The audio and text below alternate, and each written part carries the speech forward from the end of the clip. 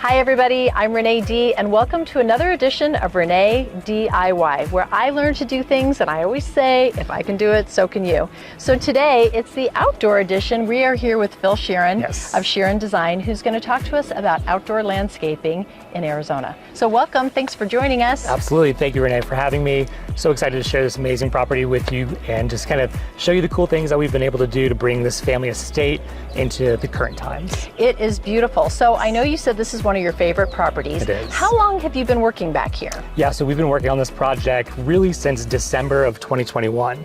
And it has a lot of age and history, being built originally back in the late 80s.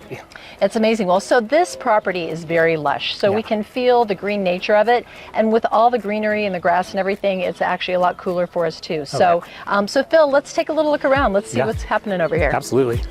Phil, what makes good ground cover? Yeah, so great ground cover. We actually wanted to connect the spaces using foxtail ferns that help kind of spill over and feel really soft, so you don't see a whole lot of ground cover like rocks or dirt. And at the same time, you know, use trees like this amazing crepe myrtle that's going to bloom, have beautiful white pink flowers here in about a month and last really through most of the summer because of how much shade it's going to get from these 40-year-old pines. Awesome. Looking through, we've got Asian jasmine here on our left that just is a beautiful hedge, small and short. Beautiful. Versus on the right, you know, we've got the pittosporum that we're able to shape and watch that come through some of this magnificent green, have annuals and grasses, and really just be able to enjoy this entire space with so many different plant varieties because of the shade, the sun, how much water, and just the space available. It makes a big difference.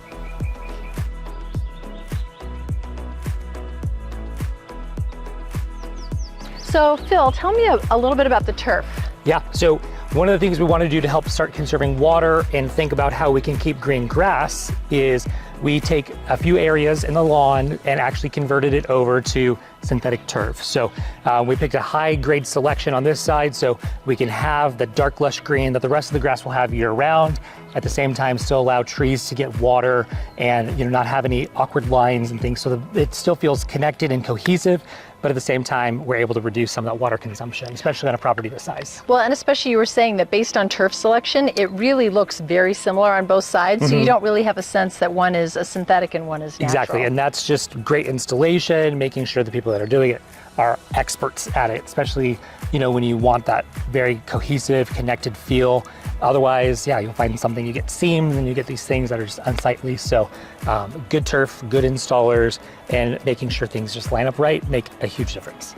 So you were talking a little bit as we're walking along here, I'd love to look at these flowers, but you were talking about water usage in a yard like this, and obviously you want to be responsible about it. So how did you address that? Yeah, so we think about different zones in the yard. So the areas like this where we're gonna get mostly shade in the afternoon, the west sun is what really beats down on plants and really makes it hard for them to thrive in Arizona come the summertime. So we thought of, hey, this is gonna get mostly sun in the springtime. Let's do roses. It helps connect the rose garden over as we move across the property. But at the same time, we use the foxtail ferns here coming across. Yeah. These don't need a whole lot of water. The roses are gonna go dormant at a certain point. But at the same time, we have iceberg roses, which are these beautiful white. You see them Arcadia, Central Phoenix, you see them everywhere. They technically qualify as a succulent. So they don't require a whole lot of water. They're gonna bloom almost year round. The blooms change a little bit, but they look beautiful and they're gonna do really good in this kind of like partial sun, partial shade during the different times of the year. Oh my gosh, I love that. Yeah, oh yeah, makes a big difference. Yeah. So Phil, it feels so cool in this spot. So you're talking to us a little bit about tree cover. How do you use tree cover to your advantage in a backyard? Yeah, so tree cover allows us to have spaces like this where we can be outside, we can feel like we're getting a reprieve from the heat in the hottest time of the year. At the same time, think about being able to be out here having picnics or kids, grandkids, having towels out, you know, just being able to enjoy the space. Good spot for benches, swings, but even then for plant life, right? Some of the plant life where we really want some maybe plants that flower a little bit more delicate.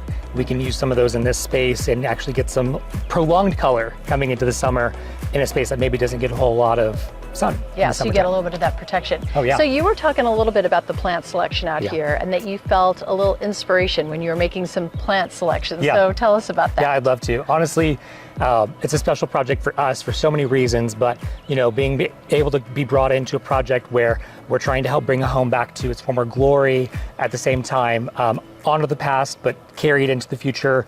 So there were some moments where working with the owner that we found this moment of connection, like that's the same plant my late husband put there, or things like that, and you're just like, man, like what a connection, and it just really made this project special to us for that reason, and we know it has really touched the family. Oh, so nice. It makes it a spiritual space for them too. It really does.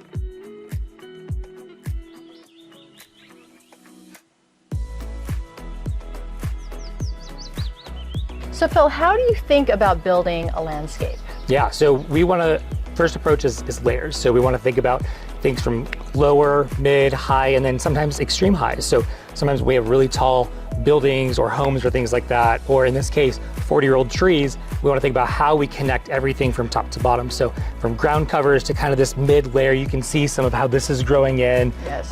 It helps soften up a wall that's been here, again, for about 40 years with some new life. Get some white color in there with the ferns and then the small grasses. This just creates layers of green. At the same time, we want to bring color in. So we have different pots where our client is able to mix in different annuals, have different colors through the seasons, and really feel like, there's good control of the space, but at the same time have something that's just personal and a beautiful touch.